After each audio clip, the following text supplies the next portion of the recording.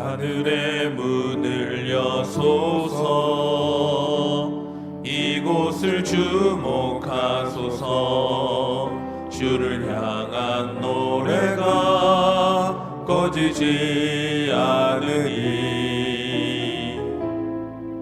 하늘을 열고 보소서. 이곳에 임재하소서. 주님을 기다립니다. 기도의 양기가 하늘에 닿으니 주여 임재하여 주소서. 이곳에 오셔서 이곳에 앉으소서. 이곳에서 드리는 예배를 받으소서.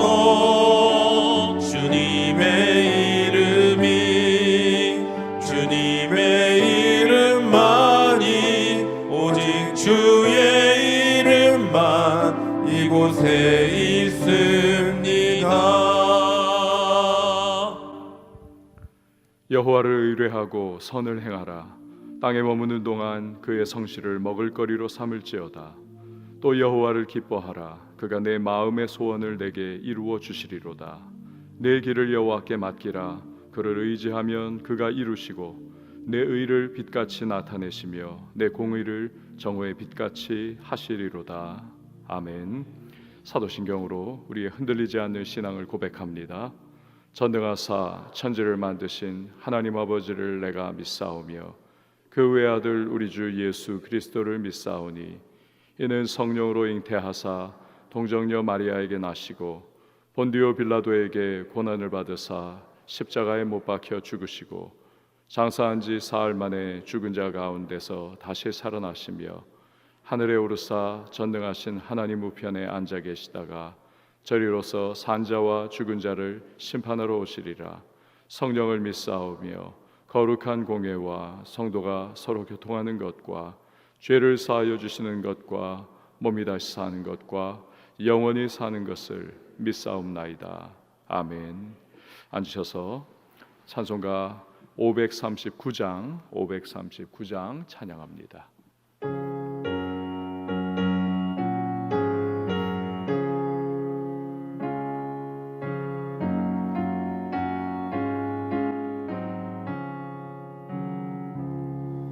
너 예수께 조용히 나가 내 모든 짐 내려놓고 주 십자가 사랑을 믿어 죄 사함을 너 받으라.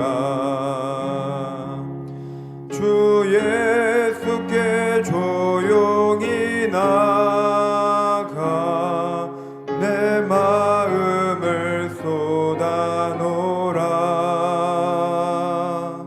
늘은 미리 보시는 주님 그 은혜를 베푸시리. 주 예수의 은혜를 입어 내 슬픔이 없어지리.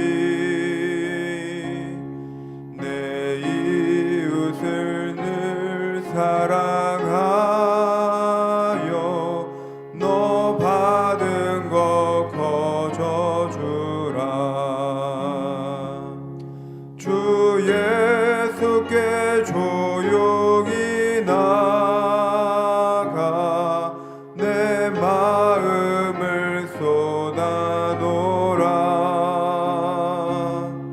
늘은 미리 보시는 주님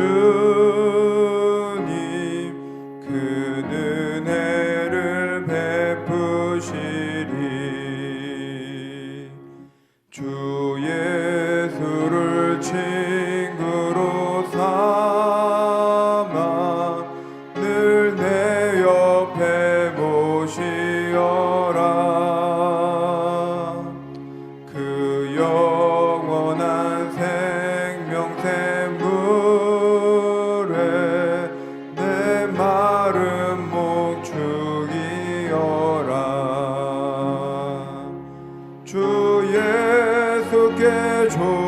조용히 나가 내 마음을 쏟아놓으라. 늘은 미리 보시는 주님 그 은혜를 베푸시리. 너 주님과 사귀어 살면 새 생명이 넘치리라. 주 예수를 찾는 이 앞에 참 밝은 빛 비추어라. 주 예수께 조용히 나가 내 마음을 쏟아놓으라. 늘은 미리 보시는 주님 그 은혜를 베푸시리. 아멘. 하나님의 말씀은 어제 큐티 본문인 신명기 24장 14절에서 22절 말씀입니다. 신명기 24장 14절에서 22절 말씀 우리 한 절씩 교독하도록 하겠습니다. 곤궁하고 비난한 품꾼은 너희 형제든지 내 땅 성문 안에 우거하는 객이든지 그를 학대하지 말며 그 품삯을 당일에 주고 해진 후까지 미루지 말라. 이는 그가 가난함으로 그 품삯을 간절히 바람이라. 그가 너를 여호와께 호소하지 않게 하라.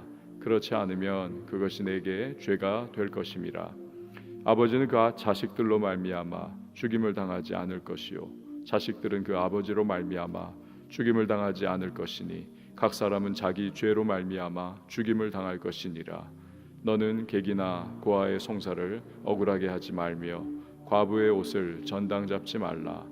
너는 애굽에서 종되었던 일과 내 하나님 여호와께서 너를 거기서 속량하신 것을 기억하라. 이러므로 내가 내게 이 일을 행하라 명령하노라. 내가 밭에서 곡식을 벨 때에 그 한 뭇을 밭에 잃어버렸거든. 다시 가서 가져오지 말고 나그네와 고아와 과부를 위하여 남겨두라. 그리하면 내 하나님 여호와께서 내 손으로 하는 모든 일에 복을 내리시리라. 내가 내 감람나무를 떤 후에 그 가지를 다시 살피지 말고 그 남은 것은 객과 고아와 과부를 위하여 남겨두며 내가 내 포도원에 포도를 딴 후에 그 남은 것을 다시 따지 말고 객과 고아와 과부를 위하여 남겨두라. 함께요. 너는 애굽 땅에서 종되었던 것을 기억하라. 이러므로 내가 네게 이 일을 행하라 명령하노라. 아멘. 기도하겠습니다. 드린 예물 1,000번째 소원헌금, 예배헌금, 감사헌금, 사랑의 라면 나눈 헌금, 그리고 11조 헌금 올려드렸습니다. 오늘도 주님의 사랑과 용서와 은혜로 우리가 이 자리에 섰습니다. 주님을 그 은혜를 구하며 우리가 이 새벽 기도의 무릎을 꿇을 때에 우리의 마음과 심령에 성령의 담비를 부어주시는 복된 시간이 되기를 원합니다. 주님, 오늘 우리의 각자의 형편과 상황을 있는 모습 그대로 주님 앞에 아뢰입니다. 기도합니다. 부르짖습니다. 주여, 귀를 기울여 우리의 간절한 소망을 들어주시고 또 그 눈으로 우리의 모든 마음과 삶의 모습을 주님 하감하시며 오늘도 예비하신 은혜와 풍성한 사랑, 용서와 용납, 그리고 주님의 우리를 향하신 선한 계획과 뜻을 밝히시는 복된 이 하루가 되게 하여 주시옵소서. 기도 가운데 힘을 얻게 하시고 소망을 얻게 하시고 막혀있는 삶의 담의 문이 그 담이 무너지게 하시고 우리의 모든 범사 가운데 우리 하나님 아버지의 예비하신 은총이 오늘도 물붓듯 부어지는 복된 이 하루가 되게 하여 주시옵소서. 가정 위하여 기도합니다. 자녀 위하여 기도합니다. 교회를 위하여 기도합니다. 나라와 민족을 위하여 간구합니다. 주님 들으시고 응답하시되 우리의 구하는 것이나 생각하는 것에 넘치는 풍성한 은혜를 허락하여 주시옵소서. 오늘 이 하루 어떠한 모습으로 시작했던지 간에 하루를 마감할 때에는 모든 것이 주님의 은혜요 풍성한 은총이었다 고백할 수 있는 복된 하루가 되게 하여 주시옵소서. 우리 왕성에 속한 모든 성도님들 태아로부터 시작하여 노년에 이르기까지 지켜 보호해 주시고 오늘도 화급한 일 당하지 않도록 주님의 평안의 은혜로 함께하여 주시옵소서. 드린 귀한 예물들이 있습니다. 믿음 담고 간절한 소망 담아 주님 앞에 봉헌하오니 연락하시고 하늘의 신령한 은혜와 땅의 기름진 복으로 함께하여 주시옵소서. 섬기는 반주자에게 주님 기억하신 바 되게 하시고 우리 하나님 아버지의 예비하신 은총이 그 삶의 기도의 제목에 풍성하게 임하는 복된 하루가 되게 하여 주시옵소서. 예수님의 이름으로 기도합니다. 아멘. 여러분 오늘 이 하루를 이렇게 시작합니다. 주님의 은혜와 또 우리 각자를 향하신 풍성한 사랑과 긍휼과 자비가 우리 가운데 함께해 주실 줄 믿습니다. 우리가 예수님을 늘 바라보는 거지요. 마태복음 22장을 보면은 한 율법사가 예수님을 시험을 합니다. 예수님을 그 밑바닥이 뭔지, 미천이 무엇인지를 그가 알기를 원했던 겁니다. 예수님 그 당시 나이가 젊은 30대 초반 아니었습니까? 젊은이가 나타나가지고 뭐 센세이션을 일으키는 겁니다. 많은 유대인들이 그를 따르고 열광하는 것을 바라보면서 이 율법사는 율법의 전문가가 아닙니까? 완전히 여기까지 꽉 차 있는 사람이니까 그 젊은이가 뭐 사람들 몰고 다니는데 어디 한번 너 보자 하면서 질문을 한 겁니다. 랍비 선생님이요, 도대체 율법에서 가장 큰 계명이 무엇입니까? 분명히 헤맬 거다 이 사람이 라고 생각하고 물은 거죠. 예수님이 대답하십니다. 마태복음 22장 37절에서 40절 말씀 보니까 예수께서 이르시되 내 마음을 다하고 목숨을 다하고 뜻을 다하여 주 너의 하나님을 사랑하라 하셨으니 이것이 크고 첫째 되는 계명이요 둘째도 그와 같으니 내 이웃을 내 자신같이 사랑하라 하셨으니 이 두 계명이 온 율법과 선지자의 강령이니라. 율법사는 그 많은 율법의 조항들 중에서 도대체 이 사람이 뭘 고를 수 있겠는가? 듣자 하니 배운 것도 없는 목수 출신이라던데 그러면서 속으로 비웃으면서 지켜보았을 겁니다. 하지만 그 율법의 수많은 조항들을 단 두 가지 정확하게 하나님 사랑과 이웃 사랑이다 딱 압축 요약 정리해 주시는 그 모습을 보면서 완전히 이 사람은 입이 딱 벌어졌을 겁니다. 기가 막혀서 놀랐을 겁니다. 여러분 예수님의 말씀처럼 이 율법은 크게 하나님 사랑과 이웃 사랑입니다. 이것을 어떻게 구체적으로 실행할 수 있는지를 보여주고 있는 그러한 내용들이죠. 그게 어제의 말씀이었고 구체적으로 또 오늘 이어지는 본문의 말씀이기도 한 것입니다. 자, 그러면 하나씩 우리가 좀 살펴보도록 하겠습니다. 먼저 14절과 15절 말씀, 우리 두 구절 말씀 같이 읽어보도록 하겠습니다. 14절, 15절입니다. 시작. 곤궁하고 비난한 품꾼은 너희 형제든지 내 땅 성문 안에 우거하는 객이든지 그를 학대하지 말며 그 품삯을 당일에 주고 해진 후까지 미루지 말라. 이는 그가 가난함으로 그 품삯을 간절히 바람이라. 그가 너를 여호와께 호소하지 않게 하라. 그렇지 않으면 그것이 내게 죄가 될 것임이라. 아멘. 이 땅에서 비정규직 문제가 굉장히 심각합니다. 그러나 그보다 더 약자인 사람이 바로 일용 노동직 근로자입니다. 하루 벌고 하루 먹을 수밖에 없는 것이죠. 사회보장제도가 어느 정도 그래도 구비가 되어 있는 오늘날의 상황도 이렇다면 여러분 신명기 시대입니다. 고대 사회입니다. 일용직 노동자, 오늘 본문에는 곤궁하고 비난한 품꾼이다 라고 그렇게 표현을 했죠. 이 일용직 노동자는 그야말로 하루살이 인생을 살아가는 것과 같습니다. 특별히 사회적으로 기반이 거의 없던지 또는 이스라엘 사이에 섞여 살아가고 있는 이방인입니다. 본문에서는 객이다, 객이라고 표현을 한 사람이죠. 이런 자들은 그야말로 가장 힘이 없고 가장 빽이 없는 그런 사람들입니다. 돈 많고 힘 있는 부자들 중에서는 품삯을 일 마칠 때 주지를 않고 질질 끄는 경우가 종종 있었던 것 같습니다. 어떻게든 안 주려고 하는 거지요. 그러면 품꾼은 저녁에 굶을 수밖에 그날은 없는 것입니다. 그냥 혼자면 그래도 버티겠는데 물이라도 배를 채우고요, 집에 울고 있는 애들과 부인은 어떻게 합니까? 그러니까 쫄쫄 온 가족이 다 굶을 수밖에 없는 안타까운 상황인 것이죠. 결국 이런 행위는 다른 사람의 마땅한 권리를 침해하는 것입니다. 부당한 이득을 행하는 그러한 행위일 수밖에 없습니다. 반드시 공의에 하나님께서 죄로 여기시는 내용인 것이죠. 그래서 품삯은 당일에 반드시 마칠 때 줘라.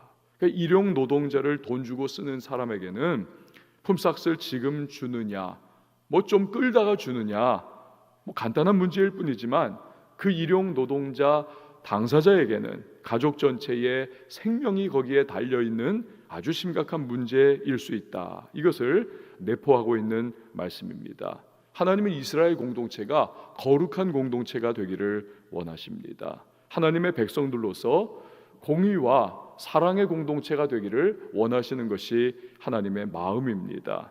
그의 말씀대로 행할 때에 이스라엘 전체 공동체는 품꾼을 창조하신 하나님을 경외하는 자들이 되고 서로 간에 서로의 어려움과 고난과 고통을 함께 서로 보듬을 수 있는 그런 사랑의 공동체가 될 수가 있는 것이죠.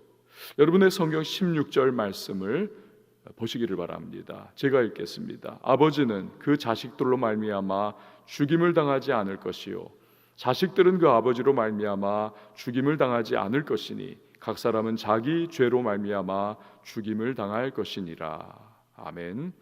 연좌제죠. 즉 가족이나 뭐 친척들 이런 문제로 인해서 형벌을 주어서는 안 된다는 것입니다. 그러니까 오늘날 여러분 대부분 결국에는 이 하나님이 주신 율법에서 오늘날 이 시대의 모든 그 법조항들이 발전을 해가지 않았습니까? 이 부분도 마찬가지입니다. 대부분 나라에서는 사법제도가 이 말씀을 근거로 돌아가고 있습니다. 우리나라도 그래요. 헌법 13조 3항에 보면 모든 국민은 자기 행위가 아닌 친족의 행위로 인하여 불이익한 처우를 받지 아니한다. 과거에는 어땠습니까?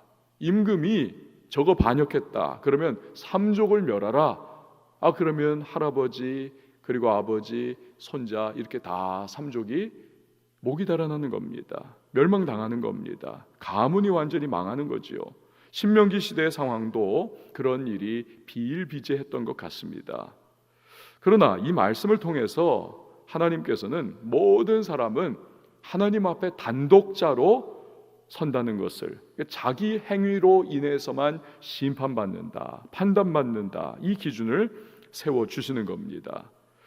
사람은 어떻습니까? 얼마든지 저 사람 저거 죽여버려야 돼, 저거 내가 원수, 저거 내가 어떻게 해버려야 돼. 그러면 후환이 두려워서 무슨 죄를 뒤집어 씌워서라도 연좌제를 걸어가지고 그 자식들, 뭐 주변에 복수를 할 수 있는 사람들을 다 깡그리 멸하고자 하는 그러한 이기심과 죄성을 가지고 있기도 합니다. 그렇기 때문에 하나님은 그런 악한 의도로 인한 일이 이스라엘 공동체에 일어나지 않게 하려고 하는 차단의 목적도 또한 가지고 계신 겁니다. 훗날에 아마시아 왕이 이 규정을 순종을 해가지고 자기의 아버지인 요아스 왕을 암살한 범인들을 처형을 할 때에 바로 이 구절을 적용을 하죠.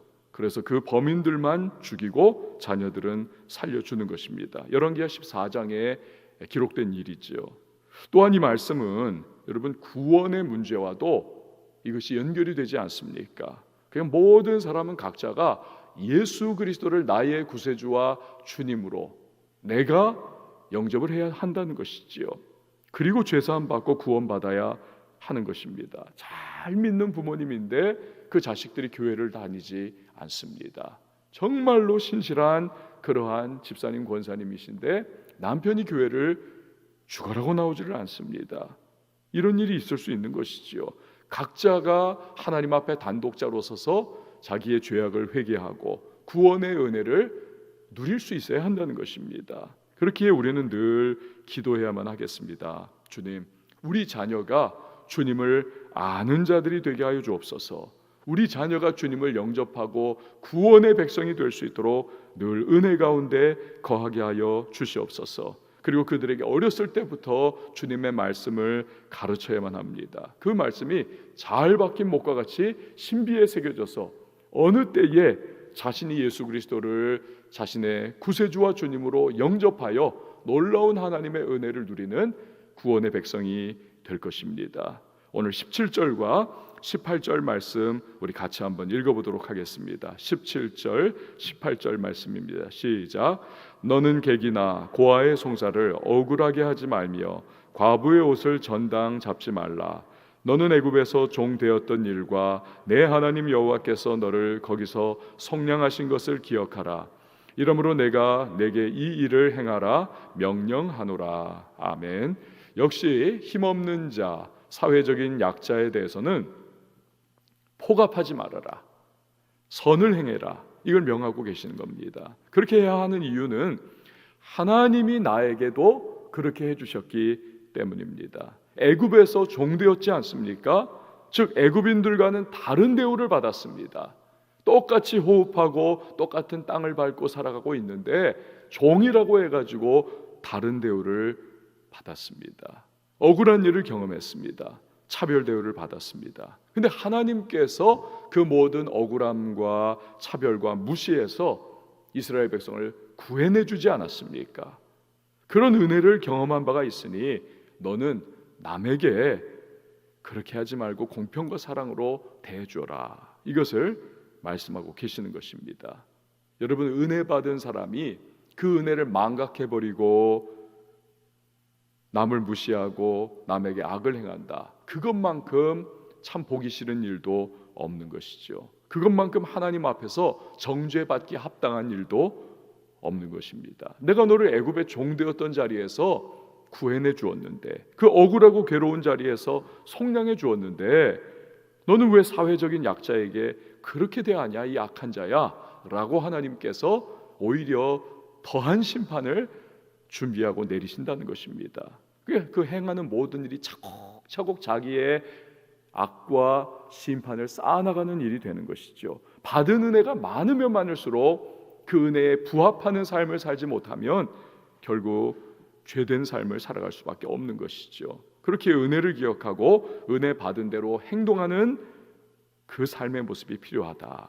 여러분, 오늘 우리에게 주님이 주신 많은 은혜가 있지 않습니까? 용서해 주셨고 구원해 주셨고 사랑해 주시고 또 우리에게 늘 동행해 주시는 은혜를 베풀어 주고 계십니다. 오늘도 우리가 이 살아가는 하루의 순간순간마다 그 받은 바 은혜, 베풀어 주신 은혜에 합당한 삶을 살아야 할 것이고, 우리의 삶을 통해서도 주님의 은혜가 흘러갈 수 있도록 은혜의 은총의 통로가 되는 저와 여러분이 되어야 될 줄 믿습니다. 19절에서 22절 말씀을 한번 보십시오. 19절에서 22절 보니까 내가 밭에서 곡식을 벨 때에 그 한 뭇을 밭에 잊어버렸거든. 다시 가서 가져오지 말고 나그네와 고아와 과부를 위하여 남겨두라. 그리하면 네 하나님 여호와께서 내 손으로 하는 모든 일에 복을 내리시리라. 내가 내 감람나무를 떤 후에 그 가지를 다시 살피지 말고 그 남은 것은 객과 고아와 과부를 위하여 남겨두며, 내가 내 포도원의 포도를 딴 후에 그 남은 것을 다시 따지 말고 객과 고아와 과부를 위하여 남겨두라. 너는 애굽 땅에서 종되었던 것을 기억하라. 이러므로 내가 내게 이 일을 행하라 명령하노라. 아멘. 이 앞의 규례와 마찬가지입니다. 은혜 받은 대로 너도 남에게 행해라. 그 규례를 구체적으로 이해를 주시는 거죠. 그 방법이 뭡니까? 추수 때에, 결실을 딸 때에 마지막 한 돌까지 싹싹싹 다 그냥 거두지 말고 가난한 사람, 도움이 필요한 자를 위해서 남겨두라는 겁니다. 그 떨어진 거 주워 가지고는 그냥 한 톨 더 먹겠다고 그렇게 자린고비처럼 하지 말고 거기에 그냥 떨어진 대로 내버려둬라. 그래서 가난한 자들이 이삭 줍기 하여서 그것으로 입에 풀칠이라도 하면서 생계를 유지할 수 있도록 그렇게 하라.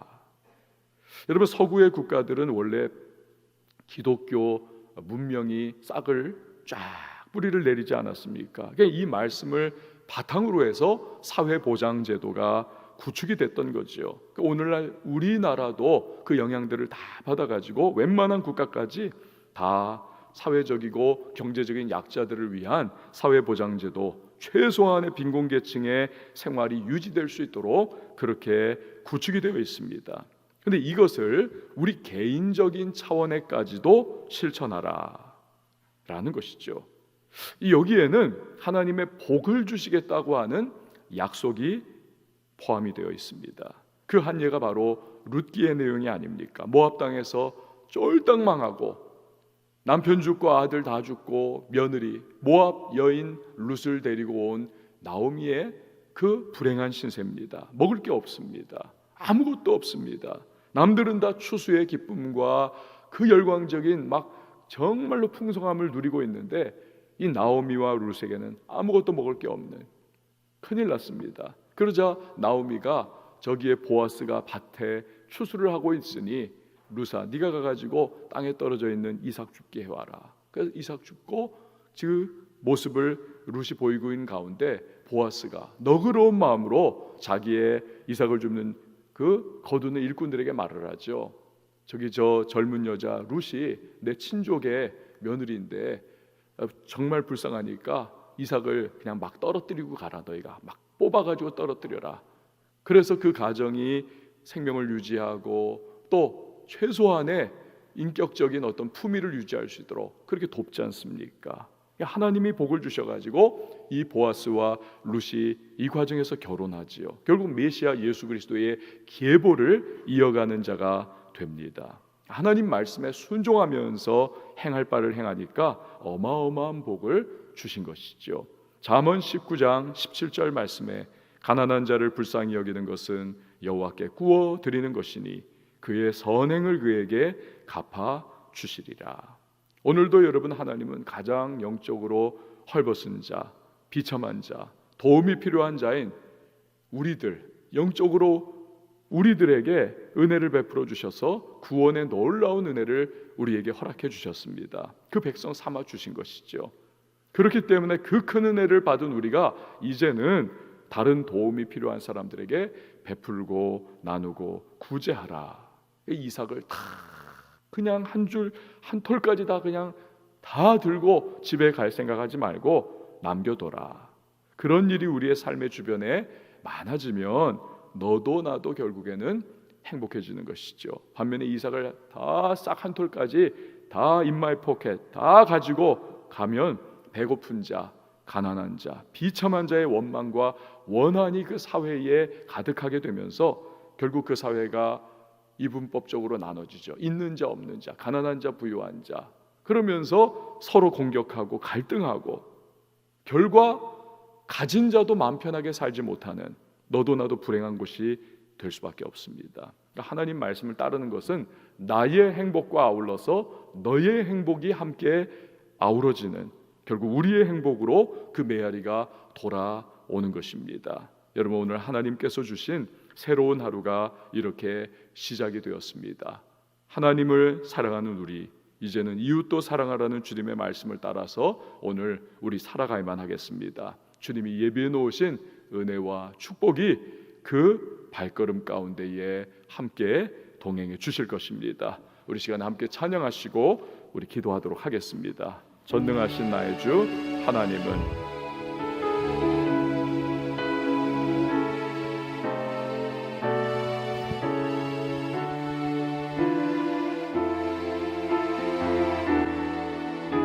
전능하신 나의 주 하나님은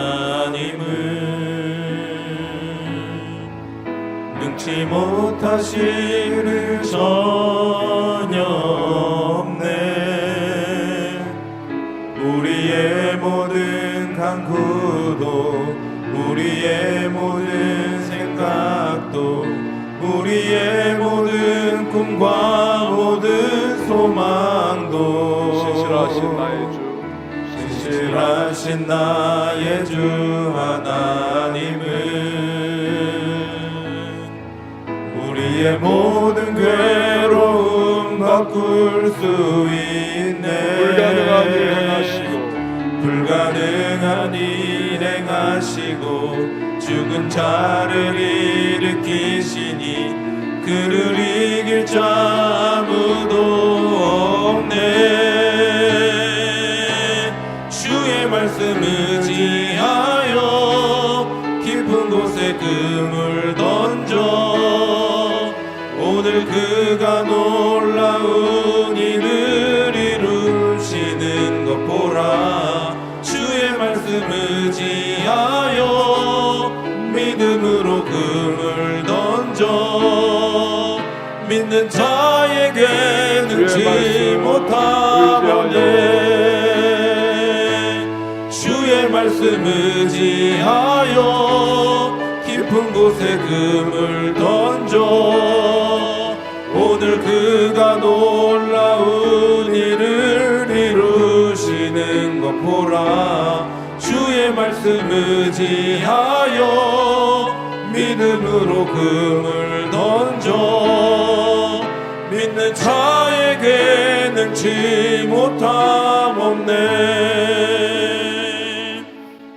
여러분, 오늘 말씀을 통해서 하나님께서는 나를 사랑하느냐, 그렇다면 내 주변의 이웃을 또한 사랑함으로 나를 향한 사랑을 그들에게 흘려보내라 라고 말씀을 주고 계십니다. 아주 구체적으로 이것은 우리 삶의 구체적인 현장 속에서 우리 역시도 주변을 그렇게 품고 사랑하고 또 주님의 복을 나누라는 것을 우리에게 말씀하는 것 아니겠습니까?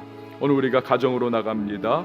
일터의 현장으로 나갑니다. 삶의 자리에 나갑니다. 우리의 주변에게 하나님의 은혜와 축복의 통로로 쓰임받기를 원합니다. 성령으로 나를 새롭게 하시고 기름 부어주셔서 주님의 말씀 기억하면서 너그럽게 하시고 베푸는 자 되게 하시고 우리 주님이 나에게 공급해 주신 구원의 놀라운 은혜를 하나님 나도 또한 전하면서 내 삶의 빛과 소금의 역할로 살아가는 자 될 수 있도록 도와달라고 이 시간 우리 기도해야만 하겠습니다.